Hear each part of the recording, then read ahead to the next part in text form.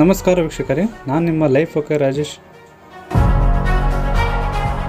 ದರ್ಶನ್ ಅವರ ಕೆಲವು ವಿಚಾರಗಳನ್ನು ಇಲ್ಲಿ ನಾವು ಡಿಸ್ಕಸ್ ಮಾಡೋಣ. ಈ ವಿಷಯವನ್ನು ಡಿಸ್ಕಸ್ ಮಾಡುವ ಮುಂಚೆ ಈ ನನ್ನ ಚಾನಲನ್ನು ಲೈಕ್ ಮಾಡಿ, ಸಬ್ಸ್ಕ್ರೈಬ್ ಮಾಡಿ, ಬೆಲ್ ಐಕನ್ ಕ್ಲಿಕ್ ಮಾಡಿ, ಹೆಚ್ಚಿನದಾಗಿ ಶೇರ್ ಮಾಡಿ. ಈಗ ದರ್ಶನ್ ಅವರು ರೇಣುಕಾಸ್ವಾಮಿಯ ಕೊಲೆ ಕೇಸ್ನಲ್ಲಿ ಜೈಲು ಸೇರುವುದರಿಂದ ಇದಕ್ಕೆಲ್ಲ ಕಾರಣ ಅವರ ಸ್ನೇಹ ಸಹವಾಸದಿಂದಲೇ ಅಂತ ಎಲ್ಲ ಜನರಿಗೆ ಗೊತ್ತು. ಆದರೆ ಈಗ ಅಲ್ಲಿ ಜೈಲಿನಲ್ಲಿ ಇದಕ್ಕಿಂತ ಹೆಚ್ಚಿನ ರೌಡಿಸಮ್ಗಳ ನಟೋರಿಯಸ್ ರೂಢಿಗಳ ಸ್ನೇಹ ಸಹವಾಸವನ್ನು ಮಾಡ್ತಿದ್ದಾರೆ.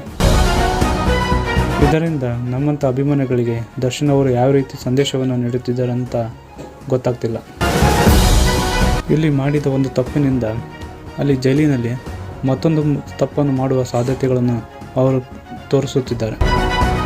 ದರ್ಶನ್ ಅಭಿಮಾನಿಗಳ ಪರವಾಗಿ ಮಾತಾಡೋದಾದರೆ, ಅಲ್ಲಿ ಜೈಲಿನಲ್ಲಿ ಇರುವವರೆಲ್ಲರೂ ಕ್ರಿಮಿನಲ್ಗಳೇ ಮತ್ತು ಅಪರಾಧಿಗಳಾಗಿರ್ತಾರೆ ಮತ್ತು ಹೆಚ್ಚಿನದಾಗಿ ರೌಡಿಗಳಾಗಿರ್ತಾರೆ. ಆದ್ದರಿಂದ ಅಲ್ಲಿ ಯಾರ ಸ್ನೇಹ ಸಂಬಂಧವನ್ನು ಬೆಳೆಸಬೇಕೆಂದು ದರ್ಶನ್ಗೆ ಗೊತ್ತಾಗದೇ ಇರ್ಬೋದು. ಈ ಫೋಟೋ ವೈರಲ್ ಆಗಿದ್ದರಿಂದ ಈ ಅಲ್ಲಿನ ವ್ಯವಸ್ಥೆ ಯಾವ ರೀತಿ ಇದೆ ಅಂತ ಜನರಿಗೆ ತಿಳಿಯುತ್ತದೆ. ಯಾವುದೇ ವ್ಯಕ್ತಿಗೆ ಅನುಕೂಲಗಳು ದೊರೆಯುತ್ತವೆ ಅಂದರೆ ಅದನ್ನು ಪಡೆಯುವುದರಲ್ಲಿ ತಪ್ಪೇನಿದೆ? ಎಲ್ಲರನ್ನೂ ಕಂಟ್ರೋಲ್ ಮಾಡುವ ಅಧಿಕಾರ ಅಲ್ಲಿನ ಅಧಿಕಾರಿಗಳಿಗಿರುತ್ತದೆ. ಅದನ್ನು ದುರುಪಯೋಗಪಡಿಸಿಕೊಂಡ ಅಧಿಕಾರಿಗಳು ದುಡ್ಡಿನ ಆಸೆಗಾಗಿ ಈ ರೀತಿಯ ವ್ಯವಸ್ಥೆಗಳನ್ನು ಮಾಡುತ್ತಾರೆ. ಈಗ ಸರ್ಕಾರ ಅಲ್ಲಿನ ಸಣ್ಣ ಪುಟ್ಟ ಅಧಿಕಾರಿಗಳನ್ನು ಕೆಲಸದಿಂದ ತೆಗೆದು ಉನ್ನತ ಅಧಿಕಾರಿಗಳನ್ನು ರಕ್ಷಣೆ ಮಾಡಿದ್ದಾರೆ. ಇದರಿಂದ ದರ್ಶನ್ ಅವರನ್ನು ಬೇರೆ ಜೈಲಿಗೆ ಸ್ಥಳಾಂತರಿಸುತ್ತಾರೆಂದು ಸುದ್ದಿ ಇದೆ.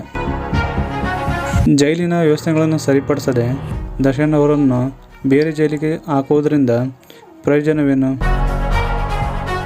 ಈ ನ್ಯೂಸ್ ಸುದ್ದಿ ಸಮಾಚಾರಗಳಿಂದ ತಪ್ಪಿಸಿಕೊಳ್ಳಲು ಈ ರೀತಿ ಮಾಡ್ತಿದ್ದಾರೆ.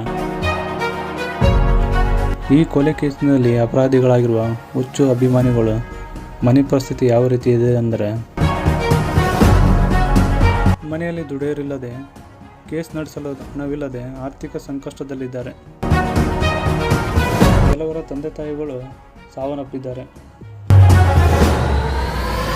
ದರ್ಶನ್ ಅವರ ಈ ಫೋಟೋ ವೈರಲ್ ಆಗಿದ್ದರಿಂದ ಅವರಿಗೆ ಮುಂದೆ ಶಿಕ್ಷೆಯ ಪ್ರಮಾಣ ಹೆಚ್ಚಾಗಬಹುದು ಮತ್ತು ಬೇಲ್ ಸಿಗದೇನೂ ಇರಬಹುದು.